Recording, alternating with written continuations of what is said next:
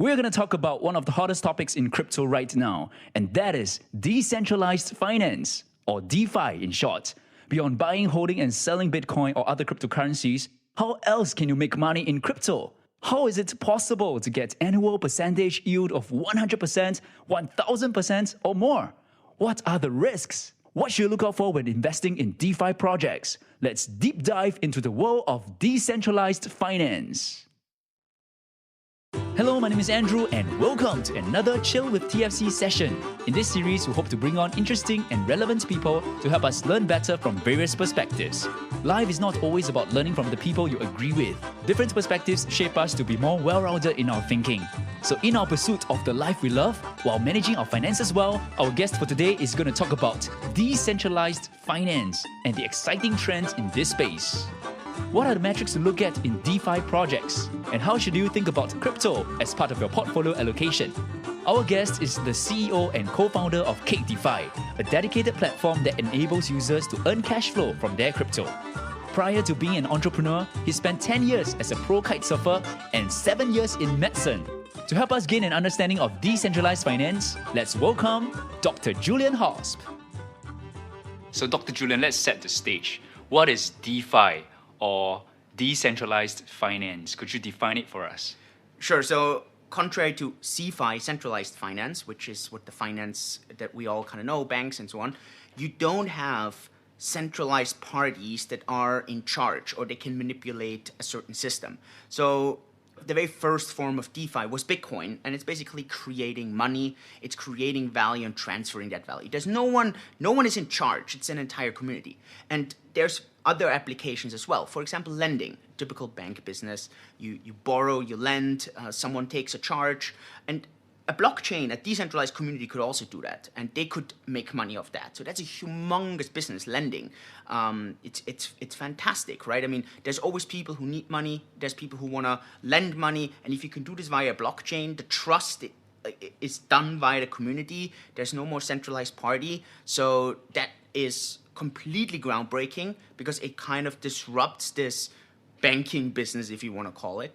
You have so-called exchangings. Instead of having a broker doing the exchange, you can do this decentralized exchanging, and then the community exchanges it for you. You make a bid, you say, you know what, I want to exchange 1 Bitcoin for something else, and then the community brokers all that. And so basically what happens in DeFi is all these services, instead of having a bank or a government or one individual, you have an entire community called a blockchain community kind of executing the entire deal. Well, I kind of like the word DeFi because it sounds like defying the current system or the banking system, as you would like to call it, or the government system even. In terms of marketing or branding, like the word DeFi is really cool. But what is true decentralization? I mean, it's difficult, actually. I think true decentralization, and we can also ask ourselves, is this something we actually want? So many people always think that true decentralization means actually everyone is equal, right? There's no one is better or worse. There's actually a set of rules that we all agree on, and we just live by all those rules. I'm not 100% convinced that this is actually the state that we would love to have, because it could either mean pure communism or the other side, which we could discuss on a political spectrum, actually goes in the back and curves and is anarchy. Yeah, so I'm not sure if this is actually what you really want. So pure decentralization would mean no one is better or worse, everyone is the same. We either have no rules or all of us agree on a set of rules. In blockchain, we always call these protocols. The Bitcoin protocol is actually nothing else than a set of rules that we all agree on. Yeah, again, I'm not sure if this is actually what we really would want. I think what is the ideal scenario is to having a bit of a mix between centralized parties, because you always need leaders, right? You need people who take initiative, take the first step, who push stuff forward. But then you need to kind of put power out of certain positions and out of certain ideas, because otherwise it's very easy, right, to misuse that. And I think that's the ideal kind of scenario. Right, because there are people in the crypto space talking about being a sovereign individual and being like independent of the state, but that's like an extreme, right? And without going into like political explanations and all that. So like we kind of think that both systems will exist, like maybe the DeFi system will exist together with the banking system. No, 100%. I mean, you see this, DBS, they announced that they are issuing, it's a small amount. I think 15 million Sing dollars in debt on the Ethereum blockchain, or 7.5 million. I'm not exactly sure on the exact number. But so they're going this route right now, right? And I think that you will see this overlap of the traditional banks saying, you know what, customers will always need someone to talk to. But on the other hand, they want to have certain guarantees that, for example, I as a bank cannot just take their money away, right? You yourself, you love to have someone that you can talk to and say, hey, can you help me out? I'm willing to pay a fee if you can help me out, but I don't want you to be able to just run away with my money. And that is this kind of marriage between CeFi and DeFi, and I think that is the future. And whatever company or institution, governments, right, embrace that, they will win. The governments who will say, you know what, only what we have been doing over the last centuries is the right way, I think they're going to lose, just like with the internet, right? But those groups of people, and it's not governments, groups of people say only pure decentralization is the way forward. Good luck. Like, that's not going to work. A true decentralized system does not move. It's stagnant, right? There's stasis because it's so difficult to move anything forward. So the merger, that's that golden middle. Yeah. Okay, so let's bring it back to current reality. So based on what I understand about decentralized finance is that there's no intermediaries, there's no banks. You and the other party are interacting directly in this relationship through a smart contract. And the smart contract lists all the terms of this borrowing or lending or whatever financial relationship that you have with each other. How do we get to this place? How do we get to DeFi? Like, let's talk about the trends, let's talk about blockchain. Like, how do we get to this new system? It all started October 31st, 2008, Halloween, when Satoshi published that white paper, right? And said, okay, let's create a peer-to-peer cash system without any intermediaries. And I'm proposing two things out of the DeFi world. The first one is creating value, which is creating money. There's no bank that dictates it. It's a mathematical algorithm. And at the same time, we can transfer that value. And we can send it to someone else. And for about 5 years, these were the only two functions that we had. And then Ethereum came along and said, you know what? This is actually not the only kind of simple terms that we could have. We can expand that. We can do whatever. And suddenly we had lending. We had a smart contract that defined the rules. You put up a certain collateral. And for that collateral, as long as this collateral stays in a lock in a smart contract, you can withdraw other value from that collateral. And someone who delivers that value to you is being paid an interest from whatever you locked in there. And the only way how you can unlock this is if you put back, plus the interest, what you took out. And the other person doesn't have to trust you because there's this box with value inside. And the entire blockchain algorithm ensures that you can't just run away. So I'm ensured I'm getting my interest of that. And so that was typical lending, right? And so Ethereum kind of had that. And that was very, very early on that got started. One trend that really came up, and I think that started about 2017. Last year, 2020, was when this entire exchanging, DEX, liquidity mining, yield farming, these crazy hype words kind of started. And basically what's happening there is, imagine you want to go from Sing dollars to US dollars. You always need someone who has the other side of the liquidity. Because it's very rare that you actually meet just someone on the street who wants to go the other way. So if you want to go from Sing dollars to US dollars, you need someone that at the same time wants to go from US dollars to Sing dollars. It's rare, not always there. So what you do is you go to a bank. And what does the bank do? The bank just holds both sides. It has Sing dollars and it has US dollars. And for holding those two liquidity pools, it charges you a fee. It doesn't necessarily charge you the fee for the conversion. It charges you for providing that capital. And in a decentralized ecosystem, you can do the same.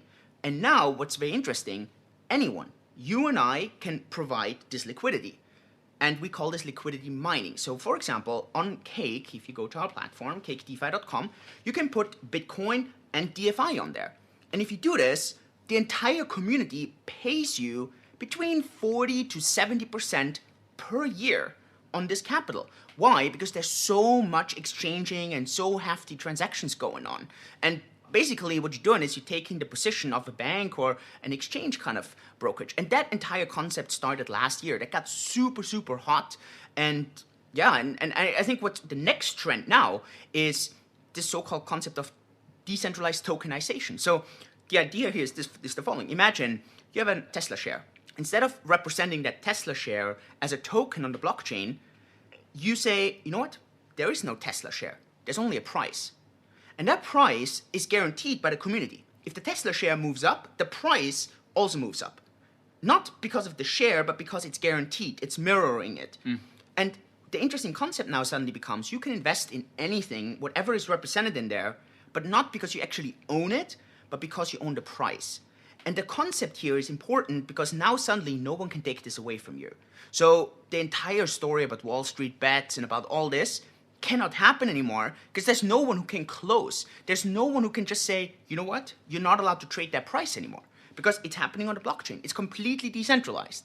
Now there's downsides with that. The downside is you have no voting rights, you don't get dividends, but in most of the shares, it's actually not that relevant. Tesla, AMC, GameStop, and so on, they don't have dividends anyways, and most people don't care about the voting rights. But it ensures that you have a 24/7 access to that share and to that price feed, right? So if you say, you know what, screw a lot of these investors, I'm gonna hold that and I'm gonna ride this, there's no one who can take it away from you anymore. And that's just extremely powerful going forward. And I see a lot of the trends here empowering the individual and taking a lot of power away here from some large institutions that have been pressuring or having used to set a direction. I think that's going to be the super exciting use case this year.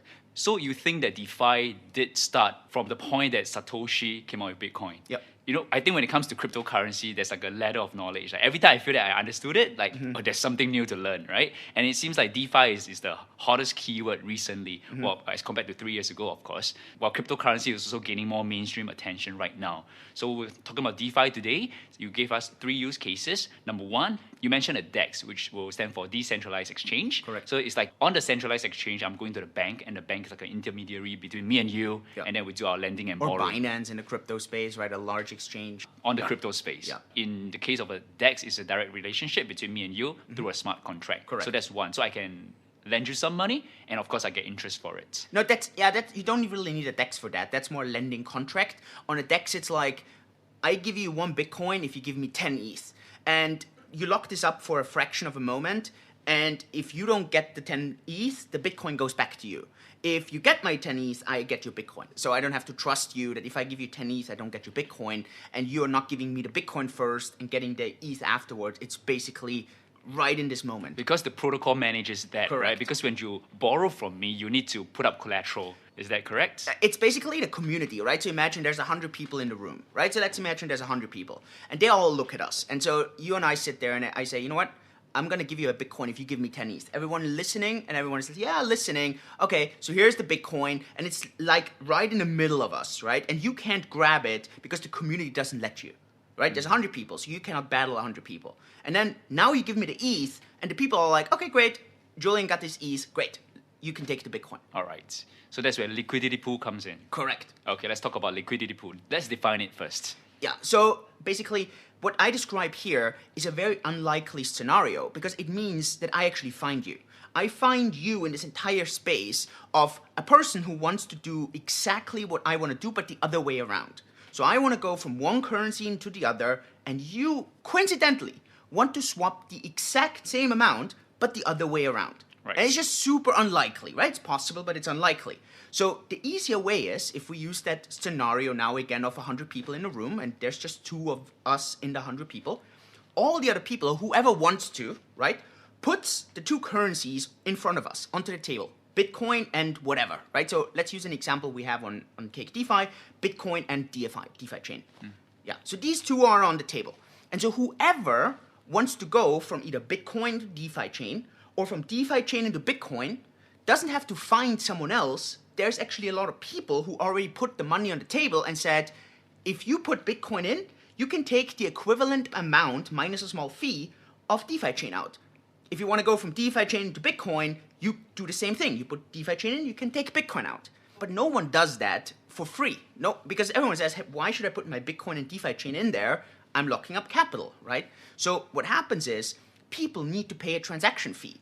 And this transaction fee compounds. And so it gets diversified, it gets distributed over all the people who put those currencies onto the table. So that's where the pool comes in, because Correct. everyone's just chipping in, and we're using a pair of coins. In this case, you're using an example of like DeFi Correct. and the Bitcoin. Correct. And so the more of this action is happening, the more fees are being collected by the people who are putting in, and that generates a really, really high return.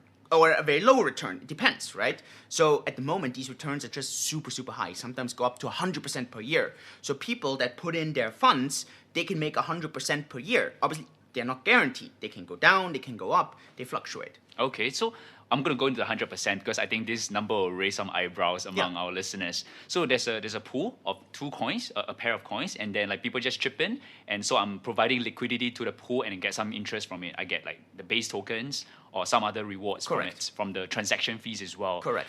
Well, and some call it yield farming, and you know, Yeah. like the whole image of a farmer come into place, and you know, like wearing There are a the lot of hats. those pictures on social media. Yeah, where, like, yeah. So that's yield farming, right? So the yield farming comes into play where you now start stacking these ideas behind each other. So I'm going to give you an example. So there's ideas where I can do that and I generate new returns. I use those returns, I take them and put them into the next idea. And so now I'm starting to kind of cascade those returns on top of each other. So I start with $1,000. I lock them up. I get some returns here. I use those returns right away, lock them up into the next thing. I get those returns, lock them up into the next thing. I take those returns, lock them up into the next thing. So yield farmers are those kind of people who kind of farm yield, like returns, and stack those ideas behind each other. So that's kind of the yield farming concept in the entire crypto space. So that you're really optimizing and you're looking for all those protocols, because sometimes some protocols don't work that well with each other. Because one works really well with a coin that you're getting, you can use that right away and lock it up into the next thing where you really maximize the returns. So sometimes you can then stack those returns really well, where a 70% plus a 30% can generate really like over 100%, where maybe one idea here gives you 80%, but the output, you can't really use it for anything else. So it's riskier, but higher return to use those two stacked after each other and get over 100% versus this one with 80%. But so one problem here is if something goes wrong, right, suddenly an entire cascade... House of cards? Yes, completely, right? So the entire cascade kind of disappears. So for example, I liquidity mine a lot. I think it's fantastic, but I don't stack those ideas behind each other. I don't leverage. To me, that's way too risky. I just think that's... Right, so a risky degen play would be to put some money as collateral, borrow some money based on that collateral, put it into a liquidity pool, and then just continue that process, right? Yes. Yeah. So you put it in, you borrow something against that, take that what you borrow, put it in there, and then whatever you're getting out here, use this to pay back the returns here. And so suddenly this entire thing can work really well for 3 months. And then crypto crash. Exactly. Right. Yes. So that's when you see all those, like when you go to the statistics and you see like people lost $15 billion. Like, because of leverage, poof, right? Yeah. Okay. Like really lost. Not market fluctuation, right? Like capital went down. Liquidation? Complete liquidation, right? So like zero. Yeah, it's insane. Okay. So there's a few plays that you can do, right? For example, like we started off lending borrowing, then talk about liquidity mining, and then yield farming, which is like playing with Lego blocks. Yeah, so it's basically you're up. putting all those together, right? So you do lending here, you combine that with liquidity mining, and like then suddenly you use some leverage here, you arbitrage those deals, and so like stacking all this together, this concept is called yield farming. Yield farming. No wonder they say like being a farmer is like the most desired job nowadays. It's like, but manage your own risk. I think that's insane. Yeah, I don't know, like Charlie Munger, right? Warren Buffett's kind of partner always said the 3 L's, right? That bankrupt the man: ladies, liquor, leverage, right? So he always says no drinking, be careful with the ladies, and no leverage in finance. So because leverage can wipe you out easily. If you have 5 times leverage, a 20% drop will mean 100%. Yeah. Okay, so we have a few ways. What other ways are there to invest in DeFi? I mean, these are the functions at the moment. I mean, there are only 7 DeFi functions. Creating value, transferring value, that's Bitcoin, creating and transferring. You have the exchanging, you have the lending, you have the tokenization. You have predicting of value, that's the entire kind of futures options market. It's closely tied together with tokenization. And then you have reputation or identity of value. That's a super futuristic concept. No one really knows yet how it works. Augur, very old protocol, actually tried to solve that. The idea behind it is how can you build up reputation or how can you build up an identity on a blockchain? The biggest problem, if you think fundamentally, right, is how do you identify yourself or anything? How does a machine, an animal, or a human being identify themselves against a group of computers? because that's what basically you do as a blockchain, right? And so the way we do it is we have a private key. This is a randomly generated number, 80 digits. And so because the probability that someone else generated the same unique number is super unlikely, it's the same thing as we're all born with a fingerprint. No one does anything to their fingerprints. But the odds of two people having the same fingerprints is basically zero. And it's the same thing in this decentralized world. So everyone kind of uses this fingerprint as a private key. But the problem is, your fingerprint, you cannot regenerate your fingerprint. It's not possible. So if you do anything illegal, you can't just go and say, okay, I want new fingerprints, and then you start from scratch. That doesn't work. Whereas in the blockchain world, you do anything stupid, you just generate a new private key. So in theory, you could generate as many online identities on a blockchain as you want. And so, I don't know, the golden egg or the really unbelievable use case would be, how can you kind of limit that so that you would stay anonymous, so no one would actually know who you are, but you would still have a unique blockchain identity. No one knows how to really solve that. There's a lot of approaches, but that would be absolutely unique, because then you would marry basically the best ideas out of a decentralized world. You could separate the blockchain world from the physical world, but you would still have this complete unique identity concept on there. You wouldn't need a lot of the exchanges. Suddenly humans would all be equal, right? Because it's not about passports anymore. It's not about which country you're from. It's really about building your reputation in that world. Yeah, there's just no good solution to it. Multiple identities, like one that is more anonymous, one that's public, one that is different versions of yourself. Yeah, but on the internet. I mean, we're talking about finance, right? So we're really not talking about gaming, or we're really talking about finance here. So let's say you meet this number online, right? This number is, let's say, 283. And it says, hey, I want $1 million from you. And I'm not putting up any collateral, but I put my good name to it. You'd be like, are you insane? Where are you? Yeah, exactly, right? But that's the concept of the real world. You go to a bank, right? And you say, hey, look, I need a loan. I'm not going to use this for property. I'm going to use this for my car. I need to pay for something personal, right?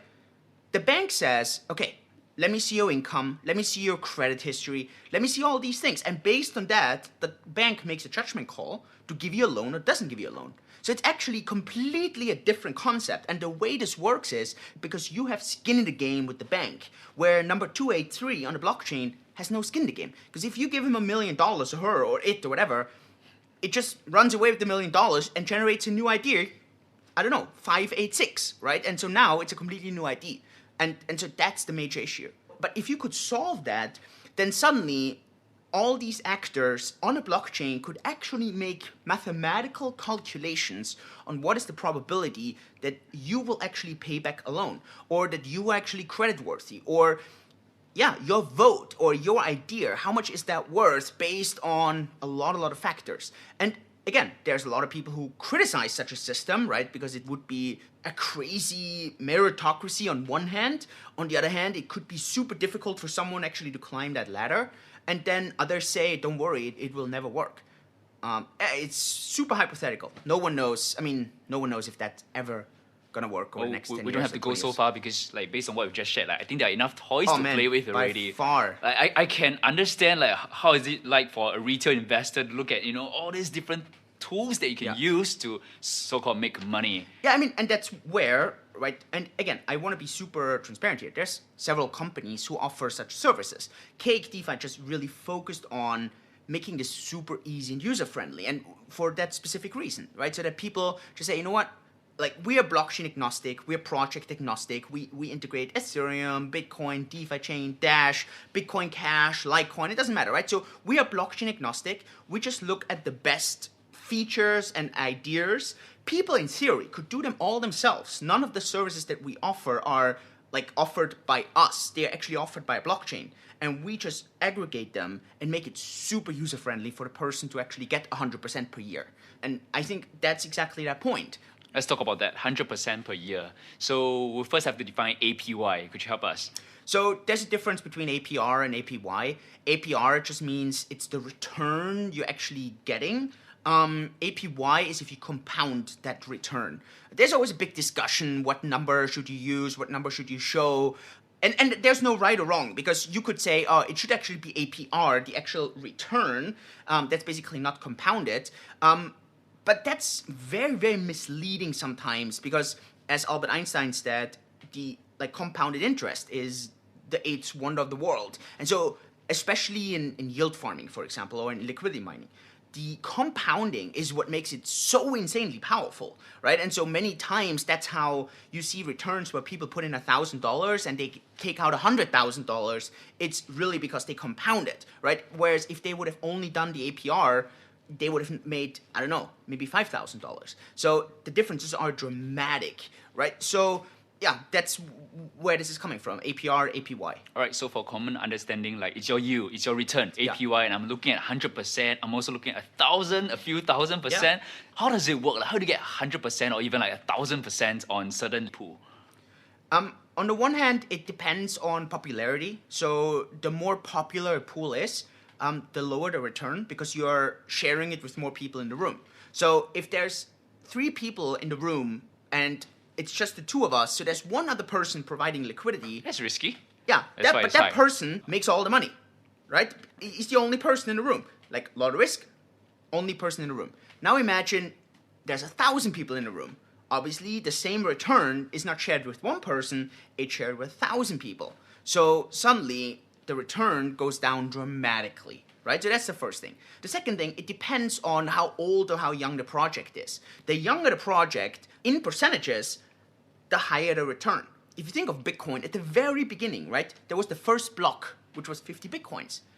The second block was, again, 50 Bitcoin. So if you look at the return that miners would have made in Bitcoin, and after the very first block, it's like billions of percent, because there's such a small amount of coins only, and the coins that would be coming over the next year, right, every 10 minutes, 50 Bitcoins. So you can multiply that up. That's like, over the first year is like 2.5 million Bitcoins, right? And over 50, so the returns would be insane.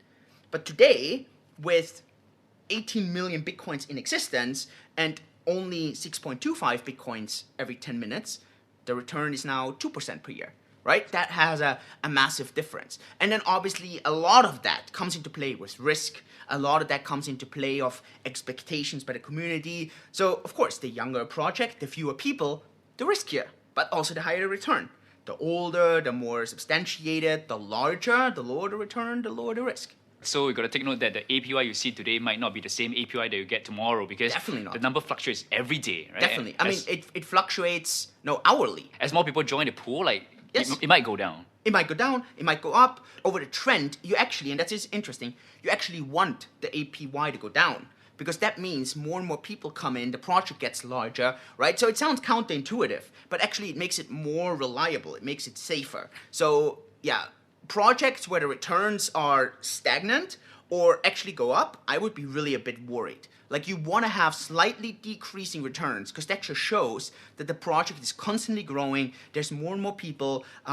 It's actually, even it's a bit counterintuitive, but it's actually really, really good. Well, it's still not guaranteed that the project is safe, but at least you Of feel course. that more people are locking their 100%. money in. Okay, so we're looking at the risk factor. There's mainly 3 risks. The very first risk is always that of the project as a whole.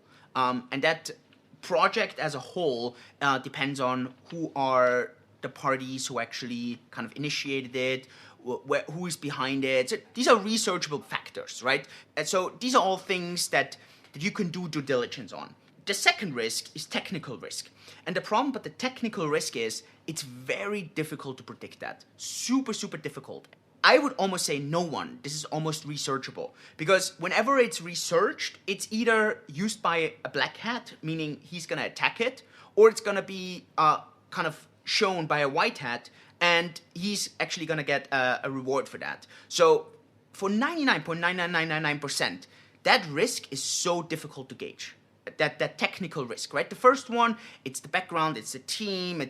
These are all things you can research, and these are all like, you should actually do research on that. Well, even if they are anonymous, like you can still kind of do research on Very the team. few projects are anonymous. Yeah, very few. And even if they are anonymous, there's always some pseudonym, right? So with Satoshi, right? Satoshi Right. was a pseudonym, but like Satoshi was super well respected, even though he was pseudonym in that cryptographer community, right? Okay. So, of course, I mean, it is still riskier than if someone shows their face. But yeah, that second risk is so tricky, right? It's so difficult to gauge it. And in general, right, there's projects who have more issues there simply because of how they're structured. For example, Ethereum and a lot of the Ethereum kind of copies, Binance Smart Chain, all these projects, they have a bit more risk because they allow anything, right? It's just a bit more risk. That doesn't mean that something happens, right? It just means it has a higher risk.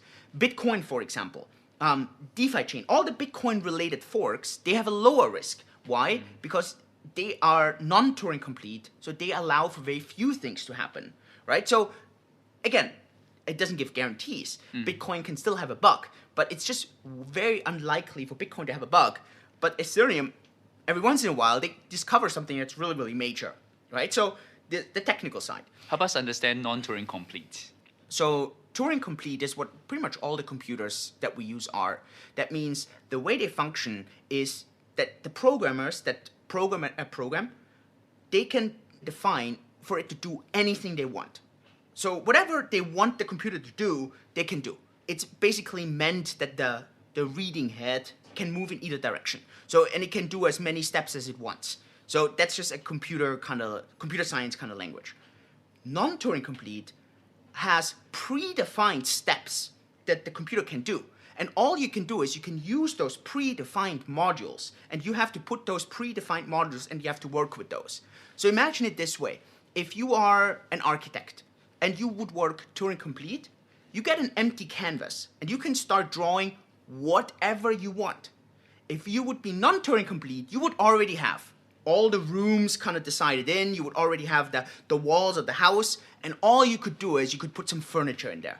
And the furniture, you can't even design it freely. You have like predefined symbols, so all you would have to be able to do is kind of place them in there, right? So obviously, if you are an architect that has Turing complete, so that you have a white canvas, then you can do whatever, but you can really screw the house up.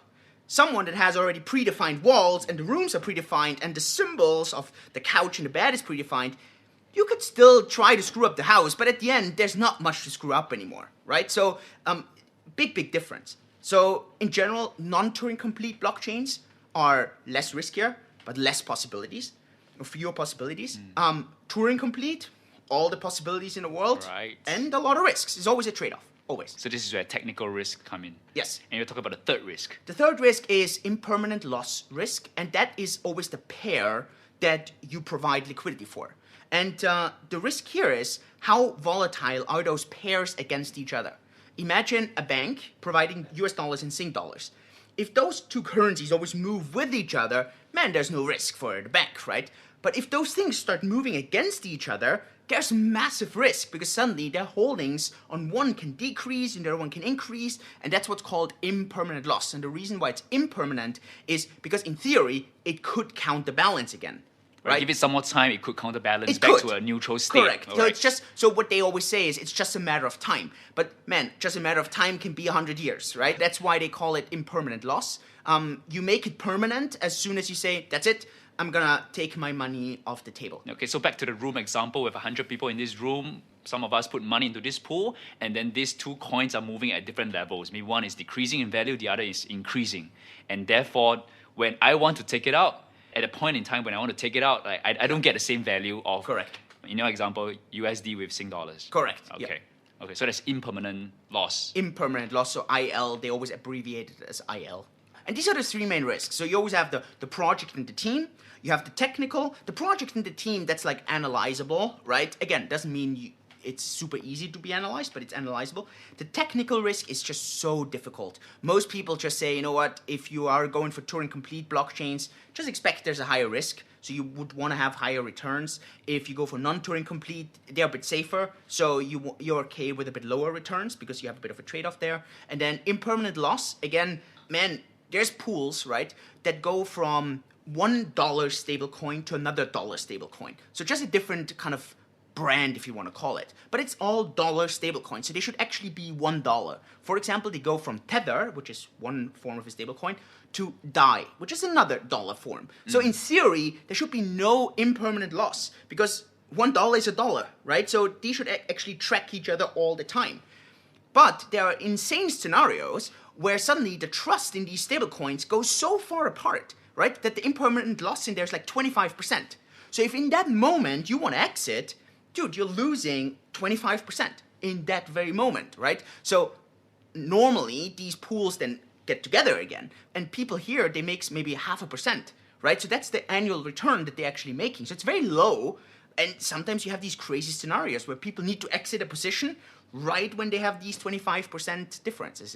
It's just absolutely bonkers. So by definition, a stable coin is a coin that is pegged to the US dollar. Oh, pegged, let's define it a bit more general. That's pegged to something, whatever that something is. It doesn't have to be a dollar. It can be anything. So you can have a stable coin on gold. You can have a stable coin on Sing dollars. You can have a stable coin on the US dollar. You could have it on whatever you...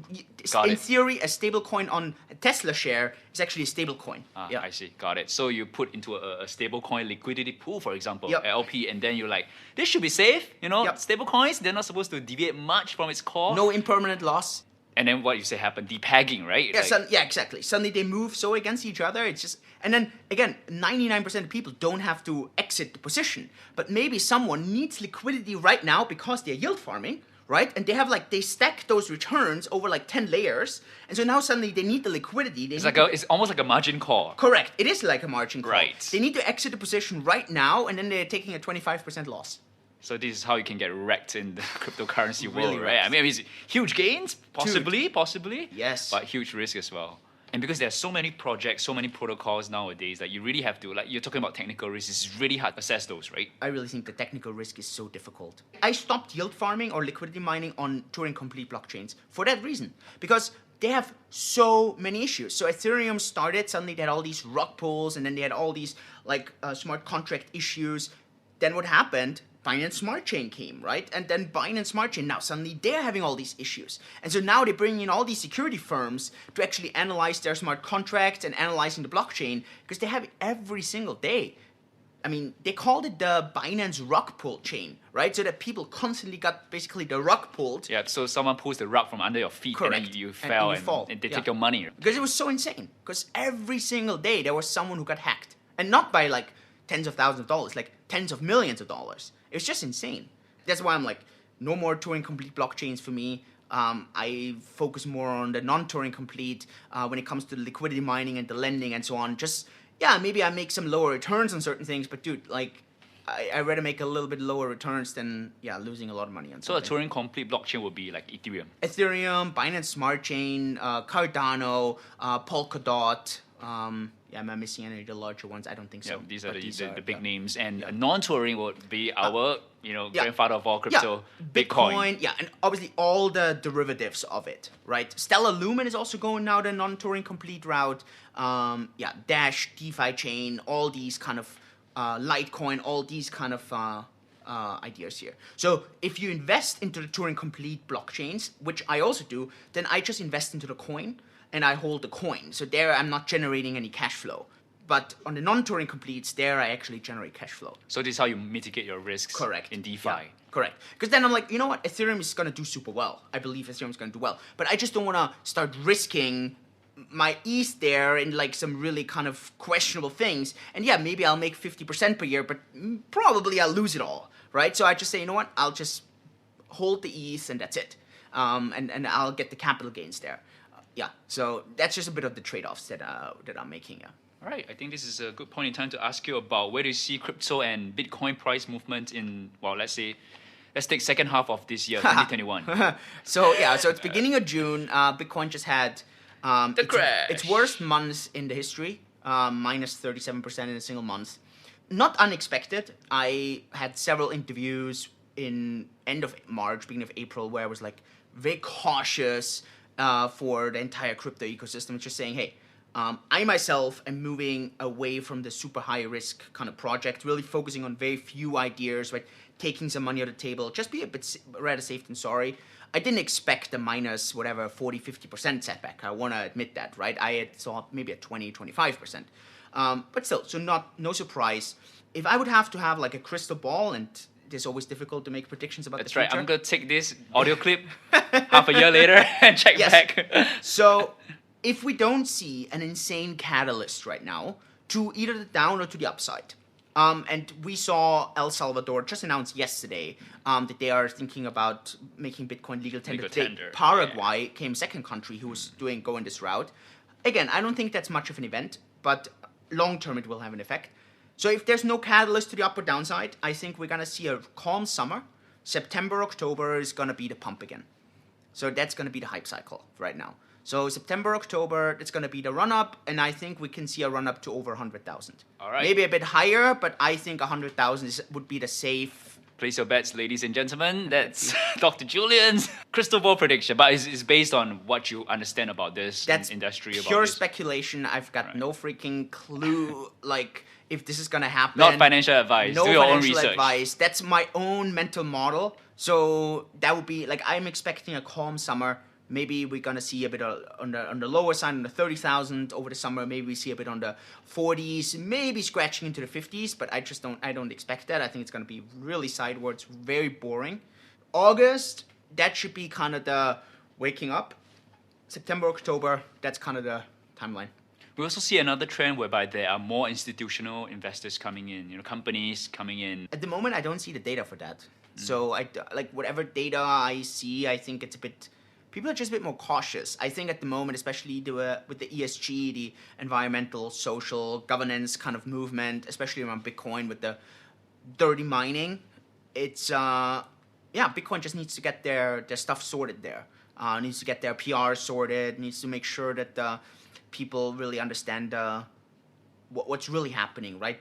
That Bitcoin is actually taking a lot of the excess energy that's being produced and kind of takes that out the grid, allows and will allow for development of greener energy, actually.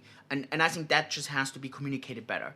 And I think that's until when a lot of institutions right now, also governments, are probably going to be a bit more hesitant, cautious, right? Because they're like, hey, you know what? There's such a strong push for ESG, righteously. And it's like super important today with all the capitalism that's going on. People are like, okay, we need to take care of the environment. We need to understand what's happening socially. And we want to have good governance, right? So it shouldn't be like dictatorship or like there should be good governance. And there's a strong focus towards that, right? So companies, governments, they will kind of watch out for that because there is pushback all the time. We saw that with Tesla, right? We saw that with Elon Musk really pulling back, like doing a 180. And yeah, within like a month or so? Yeah, I mean, there's a lot of stories on what actually happened here. And I think to me, the most, there was this anonymous video that just came. I don't know if you've seen that, yeah. Yep. So there was this anonymous video that came out. And I mean, I think it brought up some good points. I think the main point to me is really Tesla. I mean, that's verifiable, right? Tesla is making a lot of money off the carbon credits in the US. And it's a massive revenue source. And I just think that the US government just said, hey, look, like, we can just cut you off of those, right? So the US government knows that, like, Tesla having Bitcoin on their balance sheet, accepting Bitcoin against Teslas, there is a certain competition to the dollar. I don't see them as competing, but there is. And they're just like, dude, you gotta, like, turn this around. So, yeah. Right. Or maybe it wasn't even the US government. Maybe it was a large shareholder. Maybe it was an important board member, right? You don't know. So we can only speculate because we're not Elon Musk. But wait, he has your book. He's read a book. I don't know if you read it, but he has it. He was definitely holding it in some events. Yeah, South by Southwest 2018, I think, yeah. Ah, okay. So that's you to have a bit of history there. So he has my book. I don't know if you read it. I doubt that he read it just for he had it on stage. That was pretty cool. Okay, so as a retail investor, like, what would you tell them about having crypto as part of your portfolio allocation? So I think Bitcoin especially has to be part of your portfolio allocation. We can discuss how much. I think depending on your age, your ability to generate cash flow. Risk profile. Yeah, your risk profile.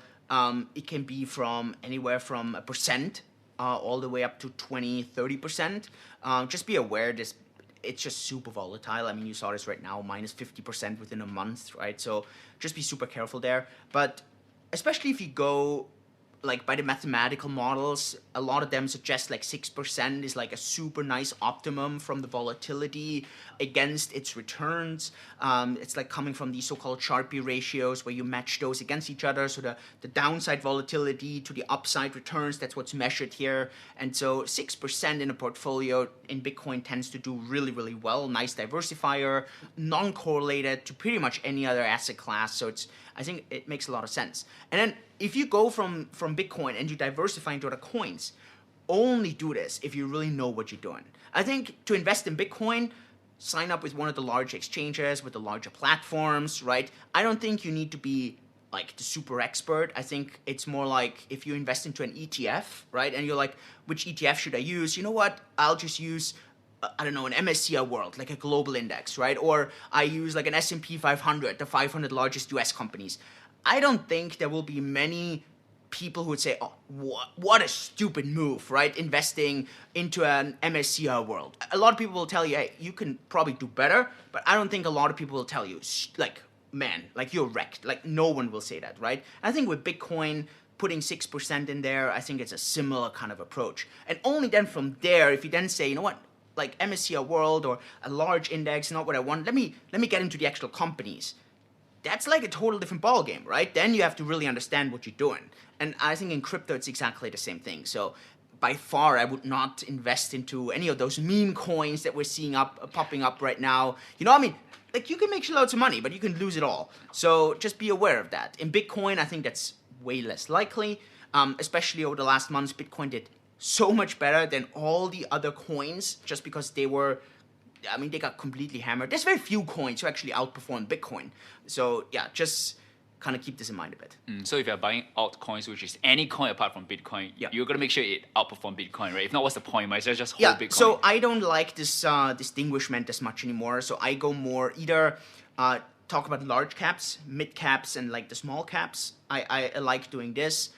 So to me, the large caps is like Bitcoin all the way to maybe 10 or 20. So that's to me the large caps. Large caps did really well over the last month. I think they really held up well. Mid caps, the small caps were the big losers, which makes sense, right? It's just like in stocks. Or the other thing you can do is talk more about sectors. So you can have the NFT sector, you can have the meme coin sector, you can do all the Turing complete blockchains, you can have the so-called centralized exchange coin sector, you can have the decentralized exchange coin sector. So yeah, I mean, with all that, if you look at the last month, the large caps, they performed by far the best. If you look at large caps would be like Bitcoin, Ethereum. Correct. Bitcoin, Ethereum, you would have Polkadot did really well. You had Cardano who did really, really well. Then there's a couple coins that, I don't know, I think that they're a bit trickier. I think, for example, XRP is always a bit tricky. Litecoin, Bitcoin Cash, very, very tricky. Obviously I invested a lot in DeFi chain, did also really well, a lot of yield farming, liquidity mining, Solana, Polymath, Matic. These are the larger kind of projects there that did really, really well. I think Poly did 120% over the last month, right? Where Bitcoin is minus 40. So DeFi chain did like 10% or something, where Bitcoin did whatever, right? Minus 40. So it's a couple of so to me, what I like doing is really diversify in more the sectors. And I don't see it more as a Bitcoin versus altcoins. But to me, the way I see it, if you just want to invest in crypto, I would just invest in Bitcoin. That's it. I would not start diversifying. I would only diversify if you're like, yeah, I know what I'm doing. Like the MSCI World or the S&P 500, that's way too boring for me. I really want to pick my Amazon. Stock picking. Yeah. Okay. All right. Okay. So where do you see the DeFi space heading towards next? Two near-term trends. The decentralized tokenization, creating those synthetical kind of prices. I think that's massive. Also on Cake DeFi, that's actually the next project we're integrating in Q3. So not this quarter, not in June, but next quarter.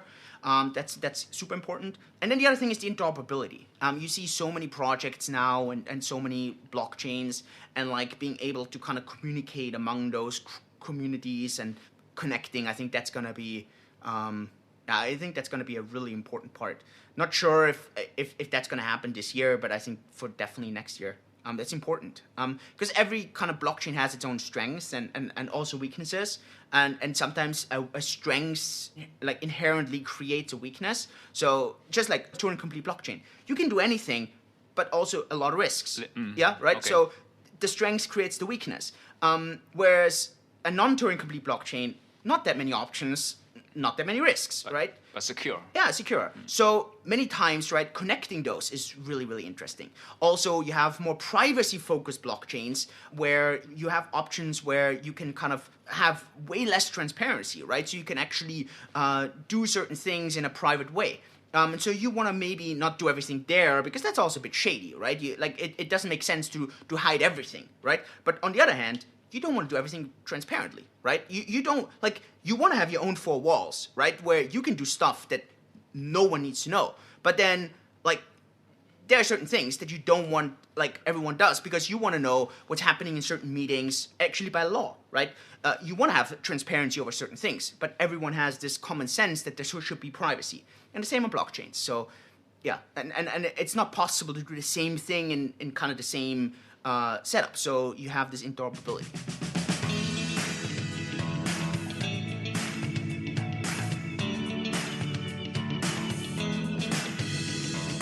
Hey, I hope you learned something useful today, and I truly appreciate that you took time off to better your life with the financial coconuts.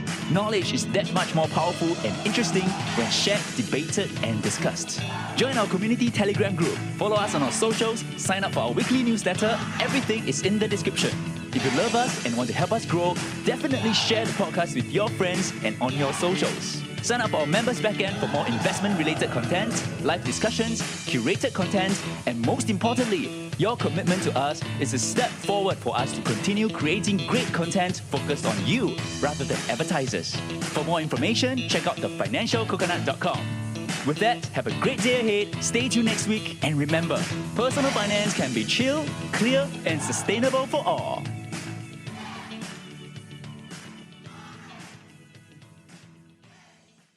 I have 3 questions that's more of a personal nature. What is a core life principle that you hold close to? I truly believe in a growth mindset. And what I mean with that is, if you put your focus to something and you really work hard on something, you can do so many things. And I just believe that most people maybe say yes to that, but they really don't live up to that. In my life, I had 3 major steps. I was a professional kite surfer for almost 10 years, completely different to what I did afterwards. I became a medical doctor, completely separate. And afterwards, I became a business owner.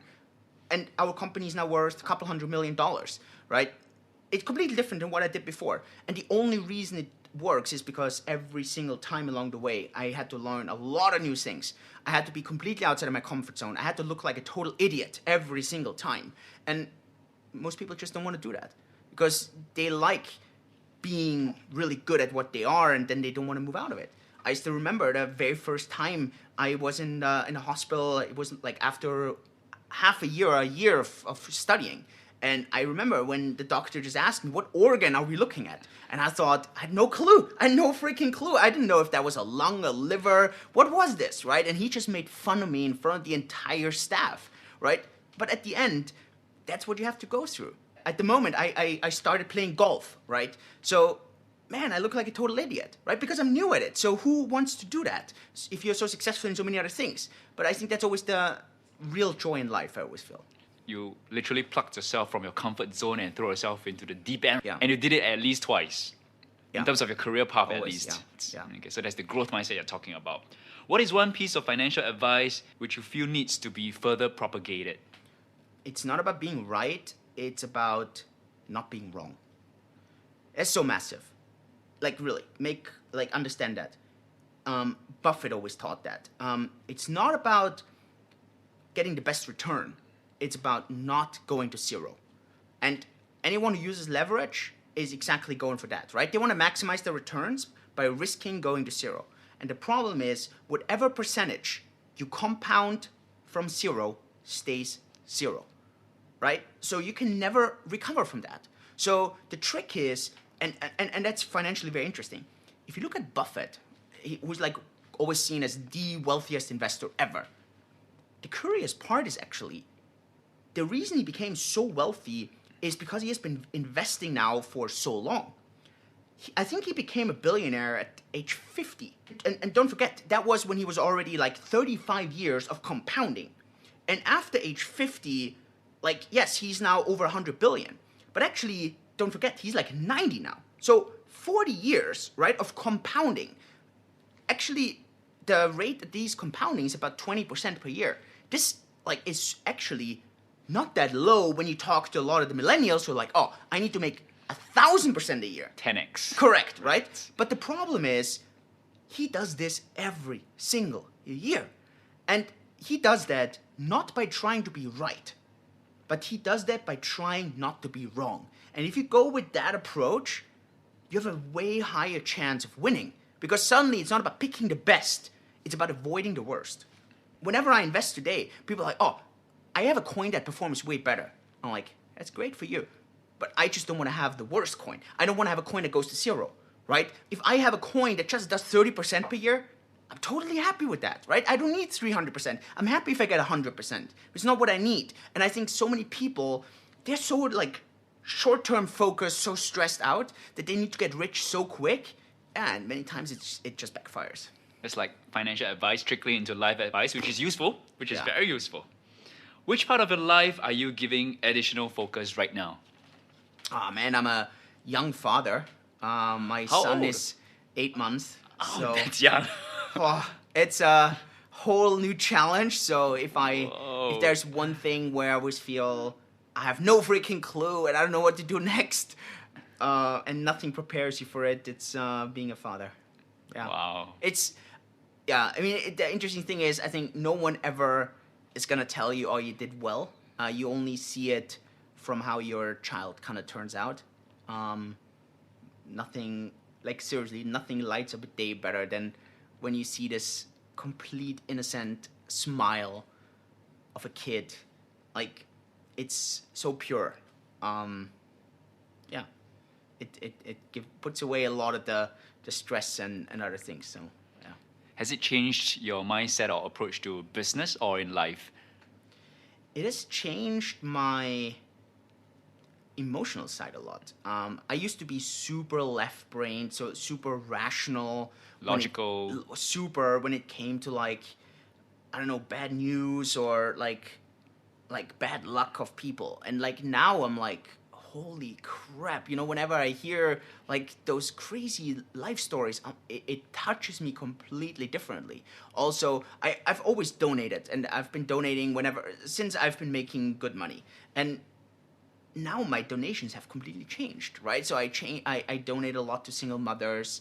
I donate a lot to babies or kids that really have some, yeah, just they're born and they really like they just weren't lucky when they were born, right? And I consider myself super lucky. I mean, I have no major kind of issue, right? My son is super lucky, right? I mean, there's nothing that I could do about it, right? I mean, like that's the first thing, right?